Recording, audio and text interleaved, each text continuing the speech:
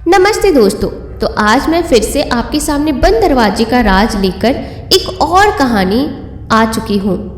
यह एक काल्पनिक घटना है, इसका वास्तविकता से कोई लेना देना नहीं है। तो चलिए कहानी स्टार्ट करते हैं। कुछ तो था उस बंद दरवाजे के पीछे, कुछ ऐसा जो सामने से गुजरने वाले को आकर्षित करता था। सालों से इस वीरान पड़ी हवेली का ये दरवाज़ा हमेशा मैंने बंद ही देखा। बहुत सी सच्ची झूठी कहानियाँ सुनी थी इस हवेली के बारे में। लोग कहते हैं हवेली में भूतों का डेरा है। मैं हमेशा छुट्टियाँ बिताने अपनी दीदी के घर आती हूँ और गांव के लोगों के ये किस्से सुनने को मिलते हैं। बचपन में तो ये सब सच लगता था, लेकिन अब ये सब कहानियाँ ही लगती है।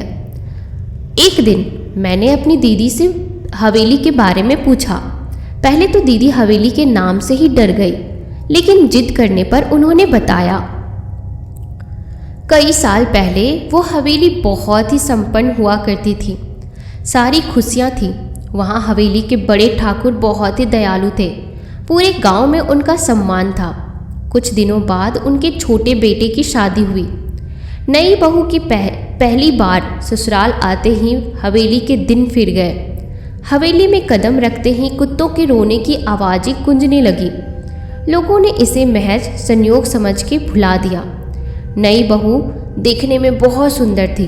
प्रेम विवाह हुआ था दोनों का। असल में छोटे ठाकुर एक बार जंगल गए थे शिकार पे। वहीं उनकी मुलाकात नई बहू से हुआ था और वो उनके प्रेम जाल में पड़ गए। कौन जानता था नई बहू कोई सामान्य कन्या नहीं, बल्कि एक डायन है जो अपने शिकार को प्रेम जाल में फंसा के अपना काम करती है। विवाह के 2 दिन बाद ही बड़े ठाकुर चल बसे, साथ ही हवेली की रौनकें भी चली गई। अब तो अक्सर ही कुछ न कुछ अनहोनी होती रहती। नई बहू की हरकतें भी छोटे ठाकुर को खटकने लगी थी।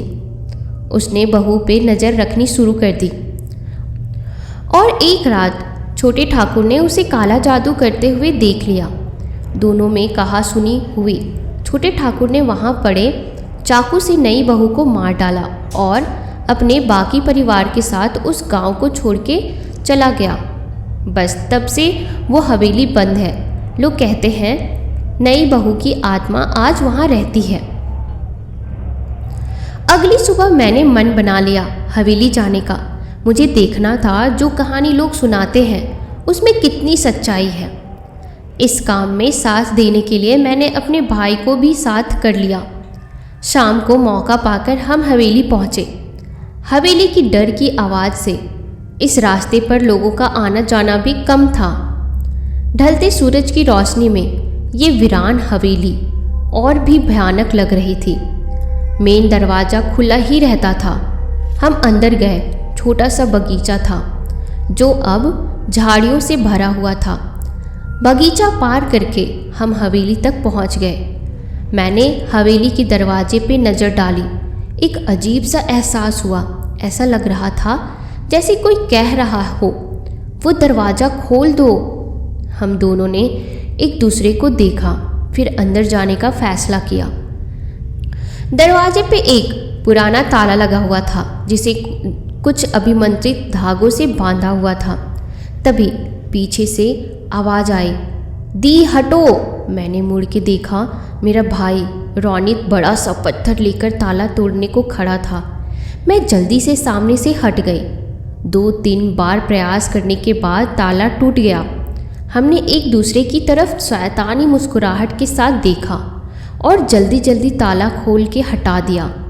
फिर मैंने दरवाजे को धक्का दिया और दरवाज़ा एक डरावनी आवाज़ के साथ खुल गया। दरवाज़ा खुलते ही हमारी आंखों में चमक आ गई। हमने हवेली में धीरे धीरे आगे बढ़ना शुरू किया। जैसे ही हम अंदर गए, दरवाज़ा अपने आप ही बंद हो गया। ये देख मेरा भाई थोड़ा डर गया। मैंने उससे कहा कि शायद पुराना दरवाज़ा है, इसीलिए ऐसा हुआ है।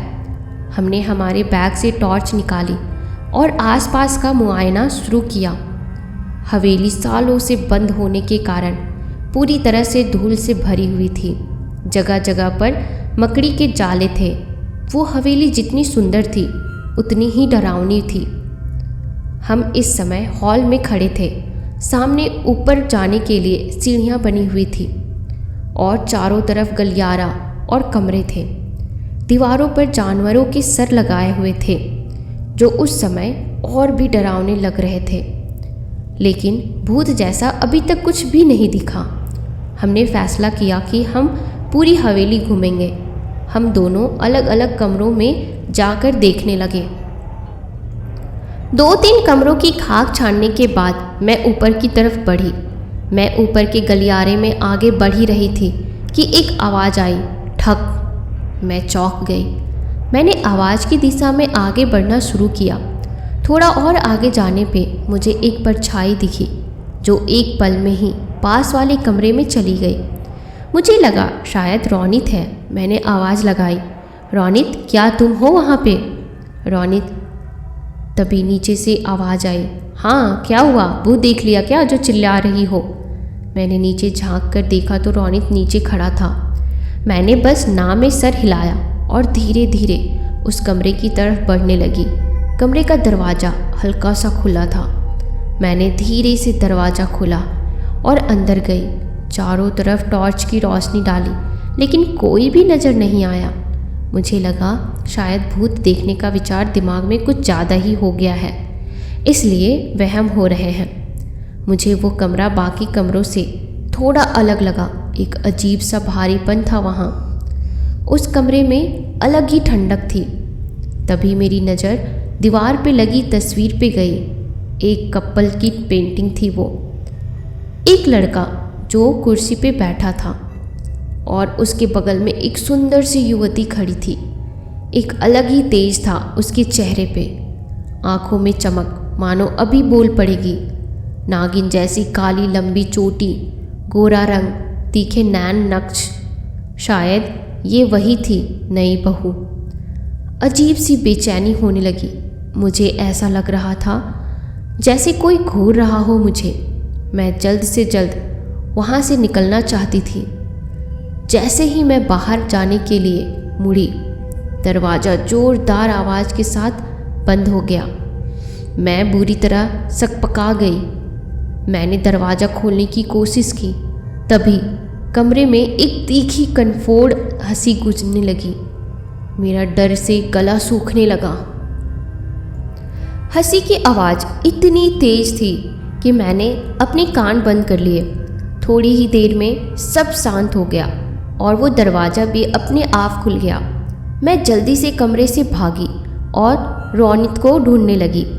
मैं बस उस हवेली से जल्द निकलना चाहती थी। मैं सीढ़ियों से उतरती हुई नीचे आई और रोनित को आवाज़ दी, रोनित, रोनित, कहाँ है तू? लेकिन कोई जवाब नहीं आया। मुझे अब चिंता होने लगी। मैंने उसे हर संभव जगह पर ढूंढा, लेकिन वो नहीं मिला। तभी अचानक से ऊपर से आवाज़ आई, दी, बचाओ, मुझे बचाओ। मैं जल्दी से ऊपर की तरफ भागी, लेकिन ऊपर कुछ भी नहीं था। आवाज़ आनी भी बंद हो गई। मैंने डरते डरते आवाज़ दी, रोनी, क्या यहाँ है तू? भाई मजाक मत कर, हमें निकलना है यहाँ से अब। लेकिन कोई जवाब नहीं आया। अब तो मैं और भी डर गई। मैं गलियारे में आगे बढ़ ही रही थी, तभी मेरी दाईं तरफ के गलियारे में एक आवाज़ आई, दी। वहाँ काफ़ी अंधेरा था। मैंने टॉर्च की रोशनी उधर डाली। वहाँ रोनी खड़ा था। मेरी जान में जान आई उसे देख के, लेकिन इसके पहले मैं उससे कुछ कहती, उस डायन का साया मुझे रोनी के पीछे दिखा। लंबी काली चोटी और चेहरे पे शैतानी मुस्कान के साथ उसने मुझे देखा और अगले ही पल उसकी चोटी रोनी के गले में लिपट गई और वो उसे खींचते हुए अंधेरे में गायब हो गई। मैं ये सब देख के सुन्न रह गया और जैसे ही मुझे स्थिति समझ आई, मैं उसी रास्ते पर भागी, लेकिन वो नहीं मिला। मैंने बारी बारी से हर कमरे में देखा। गलियारे के अगले कमरे की तरफ मैं बढ़ी। ये आखिरी कमरा था, लेकिन दरवाज़ा बंद था। मैंने उसे धकेला लेकिन वो नहीं खुला। मैंने अपनी पूरी जान लगा के दरवाजे को धक्का दिया और दरवाज़ा एकदम से खुल गया और मैं नीचे गिर गई। मैं जल्दी से उठी। बहुत हैरानी की बात थी, पूरी हवेली में अंधेरा था लेकिन ये कमरा रोशन था। इस कमरे की हालात देखकर ऐसा बिल्कुल भी नहीं लगता कि ये कई सालों से बंद है। एकदम साफ सुथरा कमरा था ये। कमरे में एक अलग ही ठंडक थी। मैंने कमरे में चारों तरफ देखा, कुछ नहीं दिखा। तभी एक जोर की आवाज़ आई। मैंने पलट के देखा, एक छोटा सा संदूक गिरा हुआ था। मैंने उसे उठाया। उसमें कुछ तस्वीरें थी। एक आदमी की सफ़ेद कुर्ता धोती पहने अपनी मूंछों को ताव देते हुए। शायद ये तस्वीरें बड़े ठाकुर की थी। तस्वीरों के साथ मैं एक चिट्ठी भी थी। मैंने उसे पढ़ना शुरू किया। माननीय ठाकुर मान सिंह जी, आपका शक एकदम सही निकला। आपके छोटे भाई की पत्नी एक डायन है। उसकी नज़र इस गांव पे पड़ चुकी है। वो अपनी शक्तियाँ बढ़ाने के लिए हर अमावस की रात एक बलि लेगी। इसके पहले वो अपने काम को अंजाम दे, आपको उसे खत्म करना होगा। गुरुजी ने कहा है डायन की शक्ति उसकी चोटी में है। उसकी चोटी काटने से वो खत्म हो जाएगी। गुरुजी ने ये सिद्ध किया हुआ चाकू भेजा है। बलि लेने से पहले आपको उसे मारना ही होगा। मैं समझ चुकी थी ये कमरा हो न हो बड़े ठाकुर का ही था और अब मुझे उस डायन को ख़त्म करके अपने भाई को बचाना था। मैंने जल्दी से वो चाकू ढूंढना शुरू किया और वो मुझे उन तस्वीरों के नीचे मिल गया। मैंने उसे उठाया और बाहर आने के लिए जैसे उठी, मैंने सोचा कि वो आखिर है कहाँ। जैसे ही ये विचार मेरे मन में आया, तभी वहाँ एक आवाज़ गूंजी, वो वही अपने कमरे में मिलेगी। मैं चौंक गई, लेकिन मैं समझ गई थी ये बड़े ठाकुर की आत्मा है जो मेरी मदद करना चाहती है। मैं जल्दी से उस डायन के कमरे तक आई। मैंने डरते हुए दरवाज़ा खोला। कमरे का हुलिया बदल चुका था। पूरे कमरे में दिए और मोमबत्तियाँ जल रही थी। डर से मेरा गला सूखने लगा। मैंने धीरे धीरे अंदर कदम रखे। तभी मैंने देखा रोनी नीचे फर्श पर लेटा हुआ है और उसके चारों तरफ मोमबत्तियाँ जल रही हैं। मैं समझ गई वो मेरे भाई की बलि देना चाहती है। मैं जल्दी से उसके पास गई और उसे उठाने का प्रयास करने लगी। अचानक मुझे ऐसा लगा कि मेरे पीछे कोई खड़ा है। मैंने डरते डरते पीछे देखना चाहा कि तभी उसने मुझ पर जोरदार वार किया। मेरी आंख मंत्रों की आवाज़ से खुली। मुझे याद आया किस तरह उसने मुझ पर वार किया और उसके बाद मेरी आंखों के आगे अंधेरा छा गया। उसकी पीठ मेरी तरफ थी। मैंने अपनी पॉकेट से चाकू निकाला और धीरे धीरे उसकी तरफ बढ़ने लगी।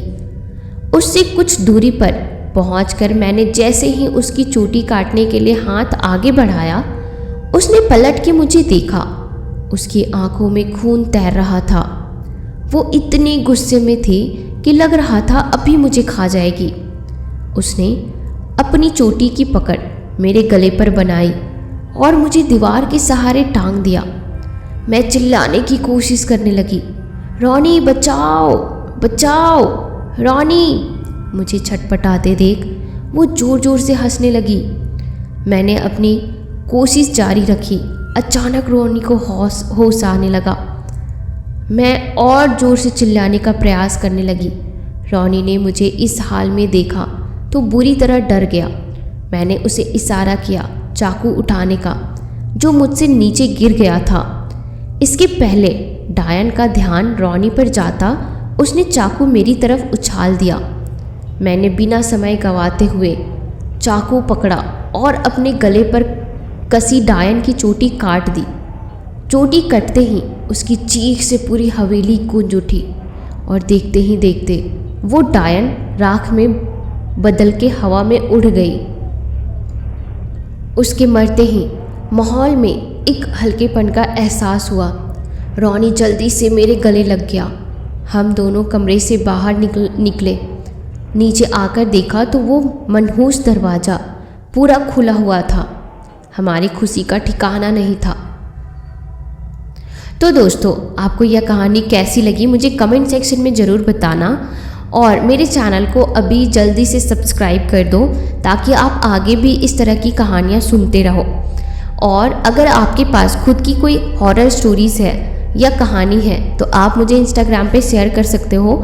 मैं आपकी कहानी को आवाज़ ज़रूर दूंगी, और यह कहानी जितना ज़्यादा से ज़्यादा लोगों तक शेयर कर सकते हो आप शेयर करो ताकि लोग इससे कुछ सीख सकें।